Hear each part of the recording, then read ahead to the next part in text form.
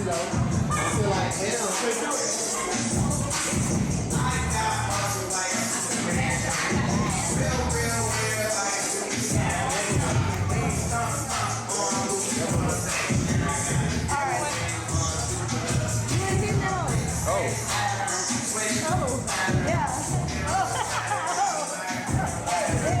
y'all weren't ready for that. Lulu.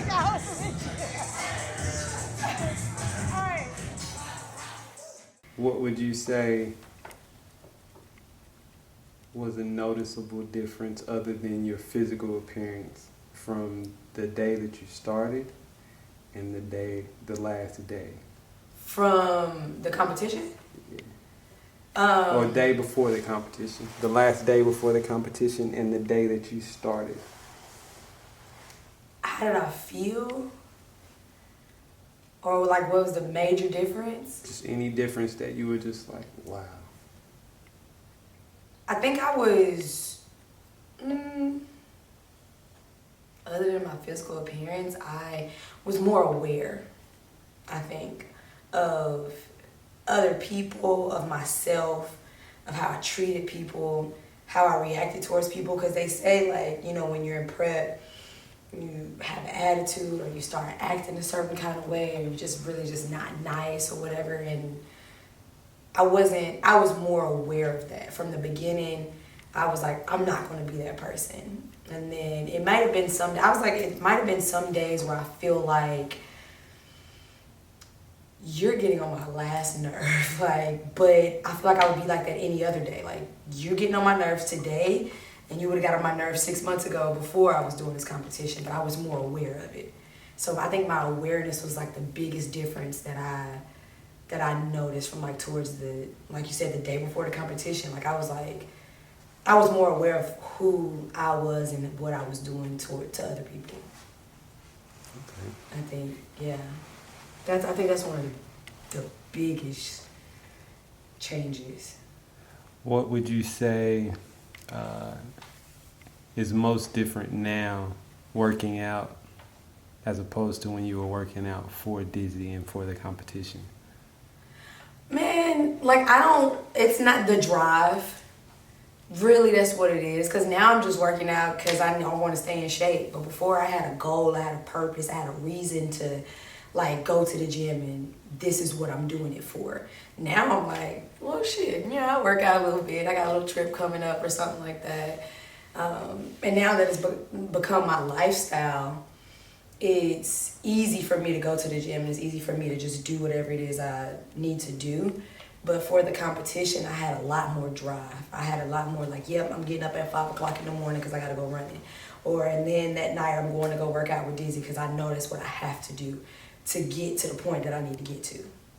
And now I'm just like, I got drive because I want to stay in shape, but not like I had been. That drive was a lot different.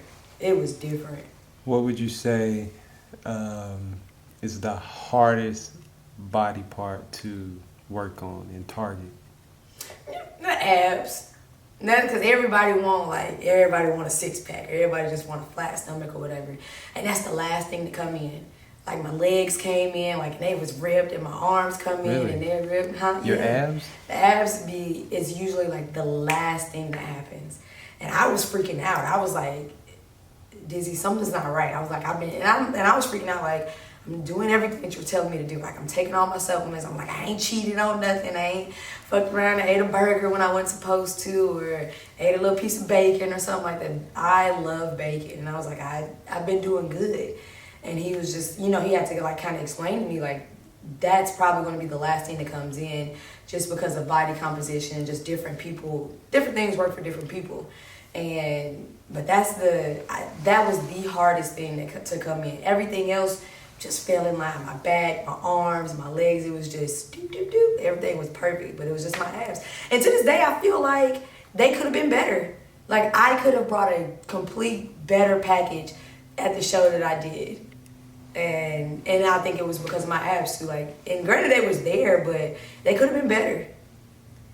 They could have been a lot better. And that shit's crazy, but yeah, it's the abs. That was the hardest thing for me. Is there anything that you learned from training for the competition that you do now? Like a certain way of eating, a certain workout?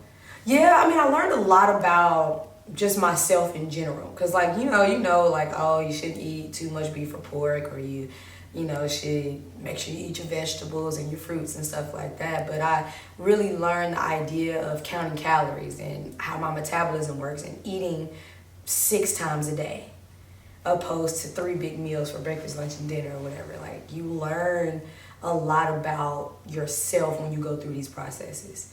And like I said, I was able to be more aware of my surroundings too. And like, I feel like I pay attention to a lot of things around me, but I was like, and I wasn't drinking either.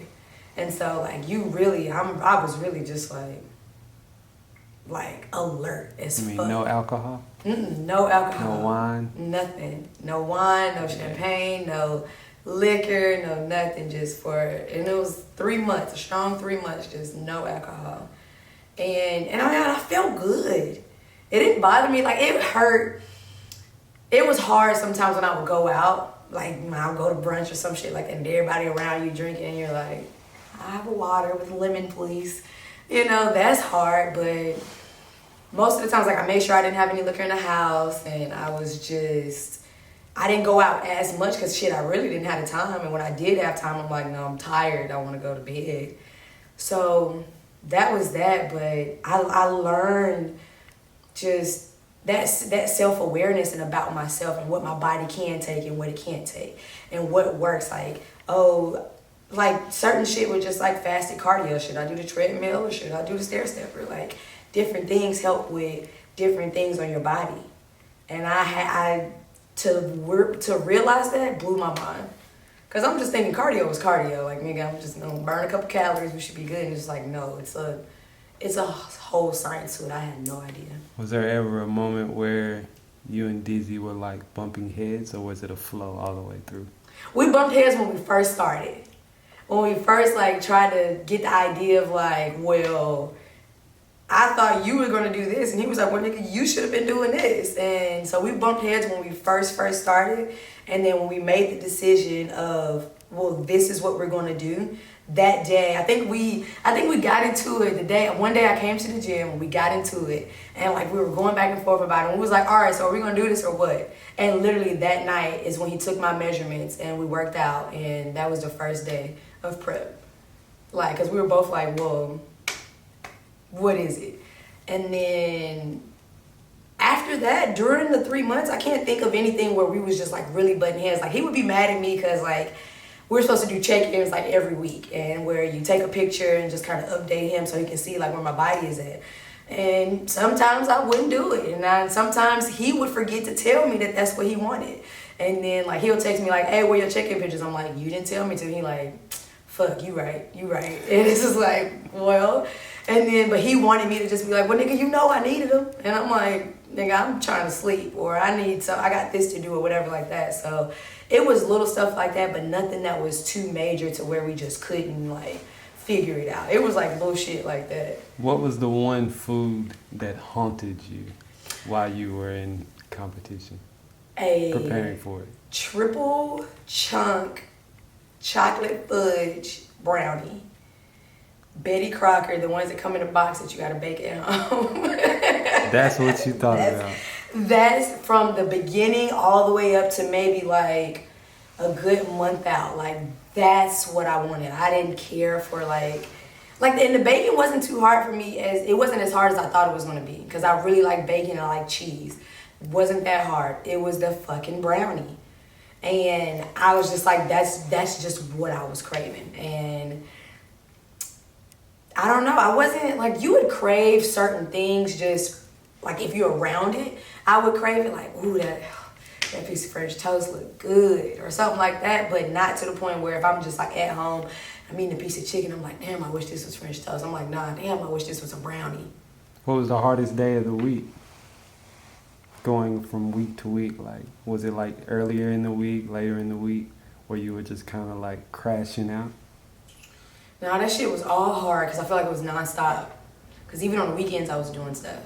I'm working out. I'm doing cardio 7 days a week. Well, I'll say 6 because on Sundays I may or may not have done it, so I'll take a full 6. But then it's constant. So it's not like, oh, it's starting on Monday, so I got energy and I'm like, whoop, whoop, whoop. And then come Friday, I'm like, damn, I'm tired. Like, no, I'm like Monday, and I'm not a morning person. I had to get up every morning to go do cardio before I go to work. What time? 5 o'clock. I'm tired. What time were you going to sleep? Maybe 11, maybe midnight.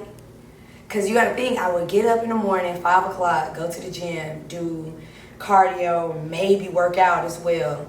Come home, get ready for work. And I go to work from 8:30 to 5. I get off of work.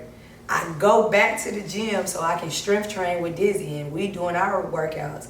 Sometimes I don't leave there till close to 10 o'clock. Then I got to come home, get myself together, and do it all over again the next day. So I might get into bed at midnight, sometimes 11. And that's a good day. If I was getting into bed by 11, that was a good day. And so it was just tiring. So you just got to kind of, you just got to find the energy somewhere. It was always hard. That shit wasn't easy. Some days you feel good because you're like, damn, I did good. Like Saturdays and Sundays might have been easy because they were my lighter days because me and Dizzy wasn't strength training and going that hard on the weekends. So that might have been the easier days. But come Monday, we right back at it. What's something that training hard throws off that most people don't realize it would throw off? Like a sex life or any, yeah, okay. Being completely honest, like when women work out and women just in general do a lot of things and you're under a lot of stress and a lot of things on your body and you changing in your diet and shit like that, it throws it all the way off. Would you say it's just for training, for competition, or just in general working out? Like, and especially like to work out as hard as I do, and I'm not knocking anybody else's form of working out if it's whatever it is, if it's not as intense or whatever. If that works for you, that works for you. But the way that we were working out for the competition and the way we work out before, Dizzy, they don't call a nigga crazy for nothing. Like, he just be having us doing some crazy shit. And I had been training with him for 2 years before we even did the competition. So we used to still do stuff that was just like, we would look at him like, what are we doing? And so working out in general can alter a woman's body tremendously. And that shit, like, and for the competition and my body getting used to waking up there early and being up all day and then doing it all over again, my body's like, no, like, what do we, like, sit down? You're doing a lot. And so, like, my menstrual cycle was all over the place. You think women notice that or know that before working out? Not a lot of people don't. I don't think so. Like, you would think that that's something that they would just be like, okay, this might affect my body, but you're like, oh, it's just physical activity. It shouldn't affect what's going on, like, with my cycle or whatever like that. I don't necessarily think that they're, like, consciously thinking that. What about another competition? You doing another competition? I would. When I first got done with that one, that's like the number one question that everybody kept asking me of like, whoa, would you do another one? I'm just like, I'm okay right now. I'm like, let me sit in this good win and let me just get in that real good and then we'll see. Because Dizzy made a point, we were joking around, but he was like, because he had done a competition too, and he was like, well, I think he got 4th place or 6th place or something like that. He was like, I can come back and get 2nd place. He was like, nigga, if you do another competition, you got to really do it for real again and you got to win. Like, you can't come back and get 3rd place. And I'm like, damn, you're right. Like, even in 3rd place ain't bad, but it's just like, you just did your first competition and you won 2 first place and the 2nd place. Like, nigga, you got to come back and do it. So what was that like? Oh, it was amazing. It felt good. And like, I was nervous. I was nervous as fuck, like the day of, because like you're all in the back. All the competitors, like the big buff ass motherfuckers, like to the smallest like little bikini girl, we're all in the back together. So you looking around at people and you like some of the bikini girls you can tell that they do bikini, but some of them that are like figure or physique, you're like, I don't know, like, is she physique or is she figure? Like, damn, her abs popping, and you look down, I'm like, let me get a couple more sit-ups real quick, because like you just never know. And then so after we went out there the first time, because the way they do the competitions is you're on the outside. If you want to be in the center. If you're in the center, then they're looking at you and you're doing something right. And so when I first got out there, I'm like on the ends, and then they start moving you around.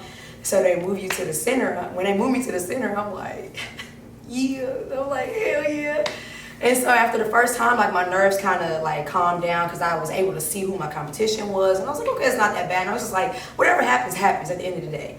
And the fact that I won, I was like, okay, that's not that bad. I was like, you all right, it's not that bad. Do you think you could train someone for competition now? Not right now. Because I don't think I want to be on the other side of that. I just started training for just regular lifestyle. I don't think I want to enter into the training for a competition. Like, I can't say that I've done it. It takes too much time and dedication and science for me to have said, like, oh, I've done one competition, now I can train you for your competition. It's a lot more that goes into it than that. And I don't have the patience or the knowledge to even trust myself for that. Like, if I do another competition, or not if, because I am going to do another, when I do another competition, Dizzy will be a part of that. Like, I won't just be like, oh, I can do this by myself. I'm still going to have Dizzy as my coach, and I'm still going to have a posing coach, and I'm still going to reach out to people to help me because I don't have enough knowledge. The shit is, it's intense. It's way more intense than what I thought it was when I first started, and I wasn't expecting that. So what's next for Drika? Shit. I'm training. That's what's next. I am now officially a personal trainer. I've picked up where Dizzy left off since he packed up and left our ass. I am now personal training. DrikaFit is real, and it is here. And it's doing good. I just did my first week, and I got 7 clients already. And so I'm like, I'm excited.